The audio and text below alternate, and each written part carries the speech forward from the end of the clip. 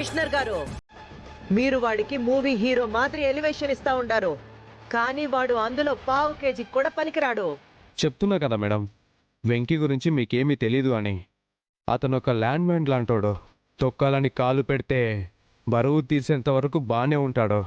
ఆ తర్వాతే బ్లాస్టింగ్ వేరే లెవెల్లో ఉంటుంది. ఏందండి మీరు చెప్పేటిది? అసలు ఎవడండి వాడు? చెప్పినా మీకు అర్థం కాదు. అతనెవరో తెలుసుకునే ప్రయత్నం చేసినా ప్రాణాలకే మంచిది కాదు.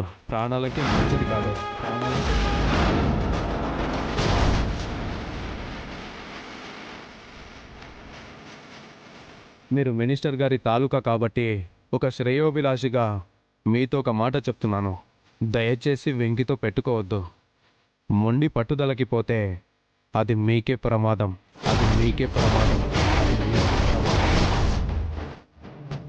ఉంటాను మేడం, బీ కేర్ఫుల్.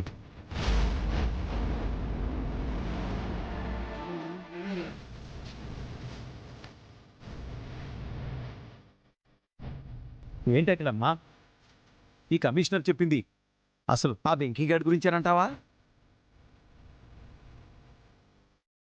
ఆ వెంకీ మనల్ని ఎదిరించిన విధానం చూసినప్పుడే వీడి వెనక ఏదో పెద్ద లెవెల్లో ఫ్లాష్ బ్యాక్ ఉండే ఉంటుందని నాకు అనిపించిందన్నయ్య. మమ్మీ, కానీ నాకు మాత్రం ఆ కమిషనర్ మాటలు కూడా కరెక్ట్ కాదని అనిపిస్తుంది. వెంకీగాడే కమిషనర్ని మేనేజ్ చేసినట్టున్నాడు.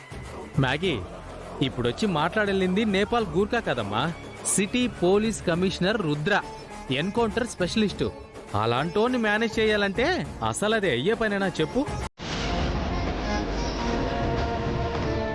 ఇంక సాల్ ఆపండి మీ గోల. కానీ ఓ రకంగా మీ నాయన చెప్పింది కూడా కరెక్టే. అంత కమిషనర్ని ఇట్టా కంట్రోలింగ్ చేసేసినాడు అంటే మేనేజింగ్ చెయ్యాలా అని కాదు, వాడు తక్కువ మనిషేవి కాదు అని అర్థం.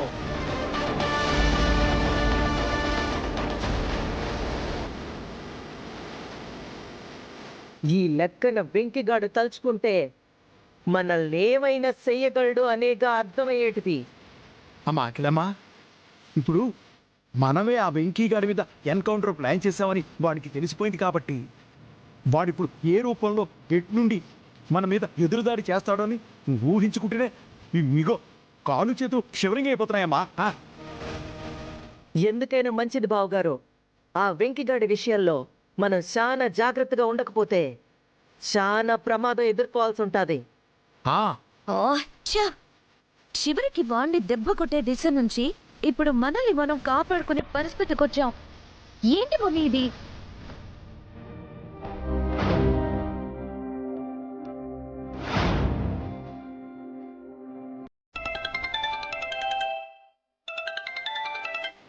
హలో విద్య, కృష్ణ, నువ్వు మళ్ళీ ఏమైపోయావు? ఎన్నిసార్లు నీకు ఫోన్ చేశానో తెలుసా? నువ్వు వస్తావని, నన్ను మీ ఇంటికి తీసుకుని వెళ్తావని నీకోసం చూసి చూసి పిచ్చిదాన్ని అయిపోతున్నాను కృష్ణ. నాకు తెలుసు విద్య, కానీ పరిస్థితులు నాకలా ఎదురయ్యాయి. నీతో చాలా విషయాలు మాట్లాడాలి. ఇంట్లో మా అమ్మ ఉంది. అయితే బయటకు వచ్చి మాట్లాడు. లేదు కృష్ణ, ముందు నేను మా అన్నయ్యతో మాట్లాడతాను. తను ఉంటేనే అన్ని విషయాలు మాట్లాడటానికి, ఏ నిర్ణయాలైనా తీసుకోవడానికి వీలవుతుంది. ఓకే విద్య, నాకు ఇదే నెంబర్కి కాల్ చేయి. పాత నెంబర్స్ ఏవి పనిచేయట్లేదు. ఓకే సరే.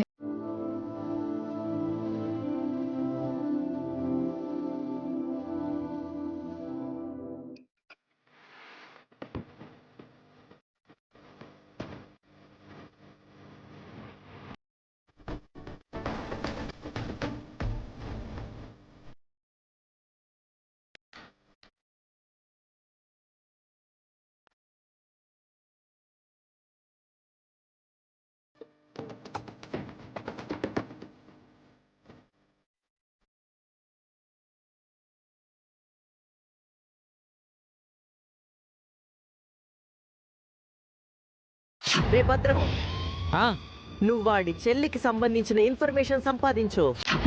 ఆ తర్వాత ఏం చేద్దామో పక్కాగా ప్లాన్ చేసి చేద్దాము.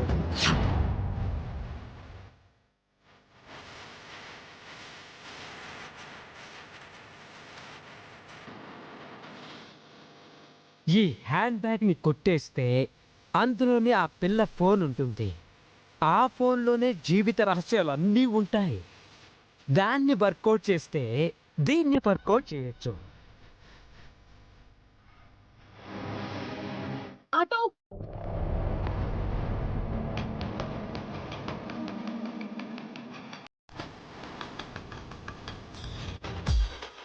నిప్పు లాంటి నిజం బయటికి రావాలి అంటే దీపావళి బాంబు పెడితే పనవదని బెల్ట్ బాంబునే తీసుకొచ్చా. ఇప్పుడు ఆ డబ్బులు లాకర్ నుంచి తీసిన వాడు ఎవడో మర్యాదగా బయటికొచ్చి నిజం చెప్పకపోతే దీన్ని ఒక్క నొక్కు నొక్కుతా. అప్పుడు మొత్తం పోతారు. మెంటల్ ఇకనే పిచ్చా. Oh my god. ఎక్కడికి పోతారు మేడం? వదులు. ఏంటిది? వదులు నన్ను, లేదంటే చచ్చిపోతాను.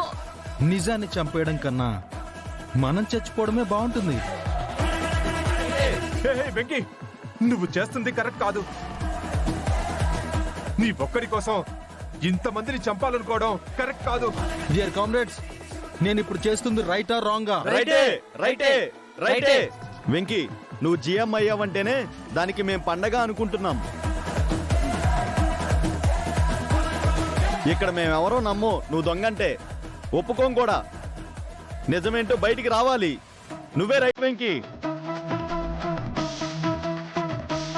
వెంకీ భయ్య, నీ నిజాయితీ నిరూపణ అవుతుందంటే మేమందరం దేనికైనా సిద్ధమే. మాలో గాని ఆ డబ్బును తీసిన దొంగోడు ఉన్నాడు అంటే ఇప్పుడే బయటికి రావాలి. అవును రావాలి, అవును రావాలి, అవును రావాలి, అవును రావాలి.